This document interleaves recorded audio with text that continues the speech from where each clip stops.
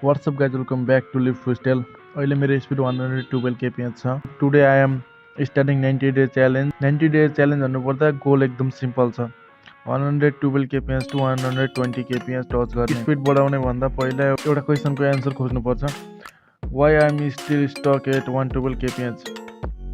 मैले आफ्नो bowling एक्सनमा analyse गर्दा मेजर प्रब्लमहरु भेटे. मेरो पहिलो प्रब्लम भनेको रनअपमा मोमेन्ट नहुँदा मैले जति पनि रनअपमा मोमेन्ट क्यारी गर्नुपर्ने हो त्यति रनअप चाहिँ मैले मोमेन्टमा क्यारी गर्न सकेको छैन.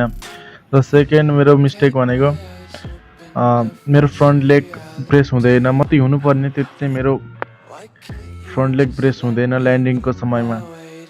अर्को मिस्टेक भनेको डेलिभरी स्ट्राइकमा जाँदाखेरि मेरो बडी कोल्याप्स हुन्छ. जब मैले बल रिलिज गर्छु तब मेरो बडी कोल्याप्स भएर पेसमा धेरै इम्प्याक्ट पारेको छ. र अर्को मेजर मिस्टेक भनेको चाहिँ मेरो ब्याक फुट स्ट्रङ छैन.